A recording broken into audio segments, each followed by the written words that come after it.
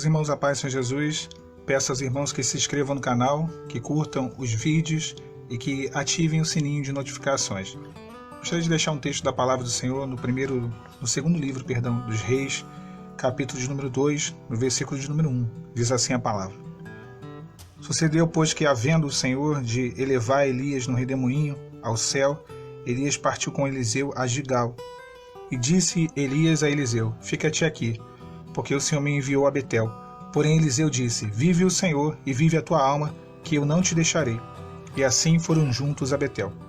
Meus irmãos, a palavra ela nos mostra que Elias ele foi um profeta que o Senhor colocou sobre o povo de Israel para ali orientar, falar da parte de Deus acerca daquilo que seria a direção do Senhor para o seu povo. O sacerdote ele falava do povo para com Deus, era a comunicação do povo com Deus, e o profeta era Deus falando com o povo. E era um momento de transição, era um momento onde Elias ele passaria essa responsabilidade espiritual para Eliseu.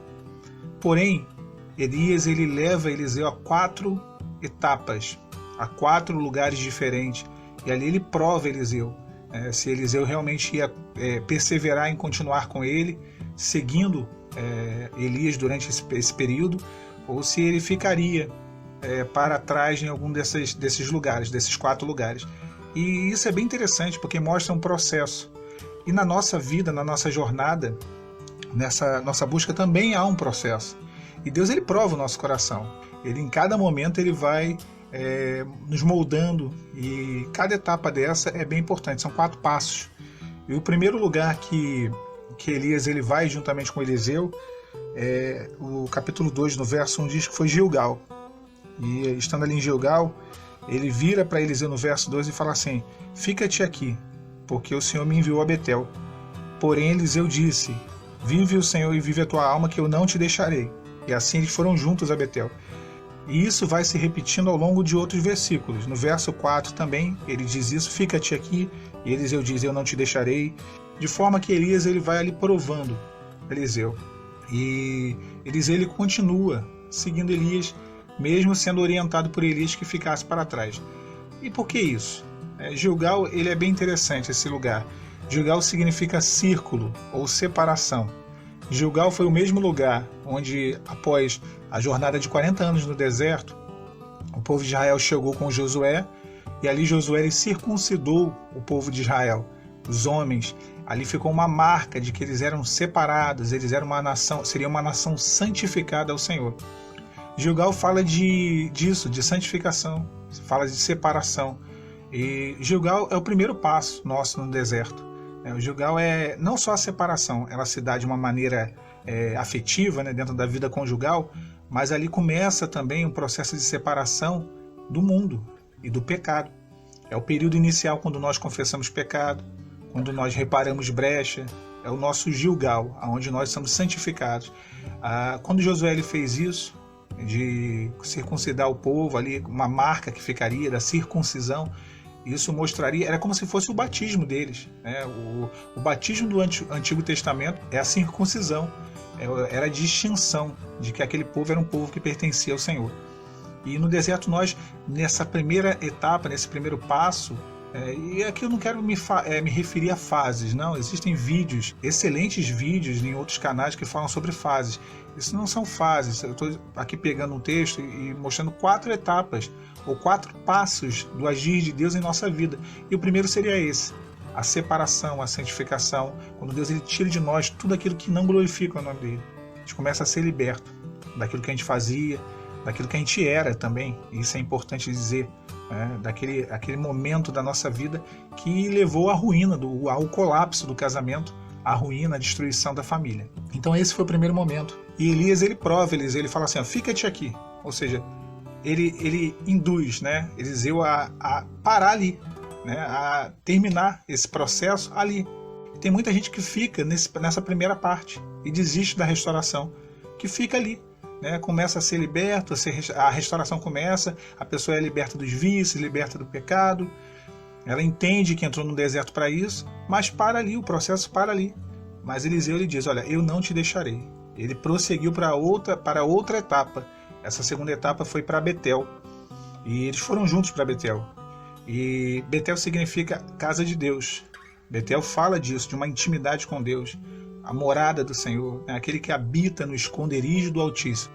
A sombra do Onipotente descansará. Então Betel fala de descanso. É quando a pessoa ela sai daquela fase inicial, às vezes de muita inquietação, e ela passa a descansar mais no Senhor, né? E ela passa a entrar numa outra etapa da jornada dela da restauração, onde há um descanso, mas onde há uma comunhão com Deus. Betel é isso, a casa de Deus, onde a gente de novo tem a nossa comunhão restaurada, a nossa intimidade com o Senhor, onde oramos, onde jejuamos, onde pagamos um preço e entendemos o quão bom é, né, servir a Deus e estar diante dele. E quão bom tem sido o deserto. A gente começa a entender que o deserto não é tão ruim assim. É difícil, mas tem o seu lado muito bom, que é se relacionar com o Senhor. Porém, irmãos, também nessa segunda etapa, nesse segundo passo, muitos param e muitos ficam. E Elias ele diz de novo lá no versículo 4, fica-te aqui, porque o Senhor me enviou a Jericó. Mas Eliseu diz para ele, olha, eu não te deixarei. Nós também não podemos parar nessa etapa. Tem outros que passam da primeira etapa, a etapa da santificação, da libertação, vão para a etapa da comunhão com Deus, do descanso, mas param ali e desistem da restauração. Eliseu não, ele prosseguiu com Elias, ele foi adiante. E aí ele foi para uma terceira etapa, eles foram junto para Jericó, que diz a palavra. Jericó significa fragrância, ou perfume, ou aroma, né, na língua cananeia.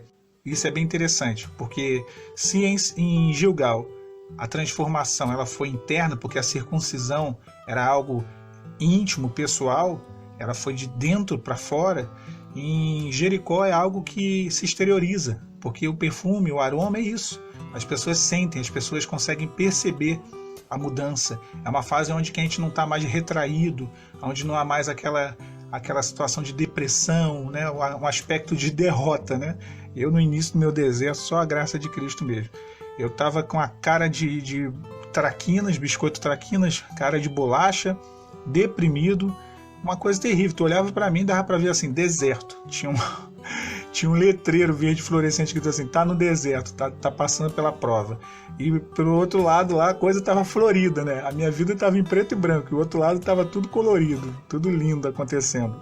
E aí começou a mudar, né? Aí eu fui avançando. Ali eu estava em Gilgal ainda, né? Sendo liberto, sendo transformado.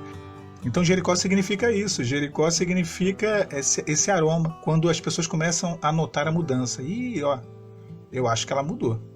Eu acho que ele mudou. Eu acho que ele está seguindo. Eu acho que ela está seguindo. Eles começam a pensar até que está seguindo para uma outra, né? Ou para um outro. E acho que está partindo para a próxima. Filandou. Mas não é. A gente sabe que a gente está com o Senhor. A gente está buscando a restauração. Mas já há um aroma, uma fragrância. Já há algo que se exterioriza. A mudança, ela não é mais interna.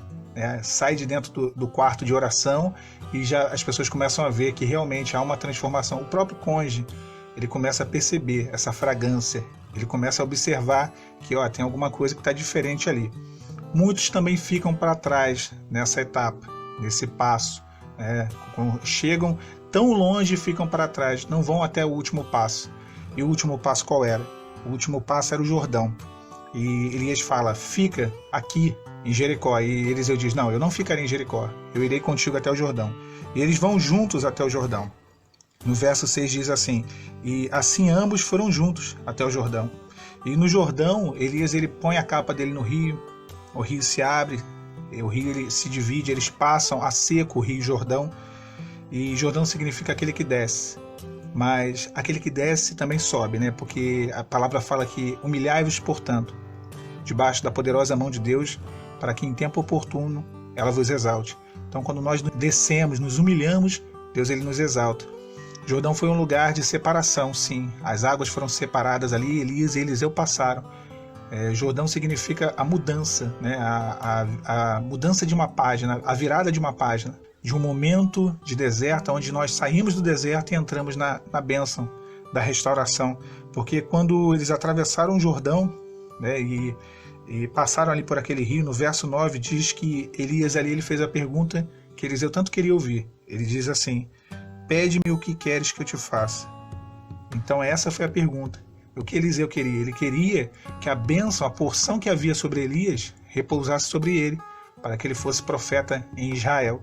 E ele diz o seguinte para Eliseu: olha, isso que você me pediu é difícil, mas se você estiver comigo na hora que eu for levado aos céus, isso te acontecerá.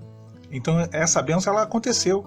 Eliseu ele alcançou essa bênção, mas ele passou por 4 lugares para poder chegar até aquilo que ele desejava, aquilo que ele almejava. Nós também temos o nosso almejo. Nós também temos aquilo que nós queremos, que é a restauração. Existem alguns passos que devem ser dados para que haja essa restauração, para que esse processo ele seja completo. Muitos ficam no meio do caminho. Elias várias vezes falou, fica-te aqui. Mas Eliseu dizia: não, eu não ficarei, eu não te deixarei. Ele perseverou em continuar até o final do processo, até atravessar o Jordão e receber a bênção dele.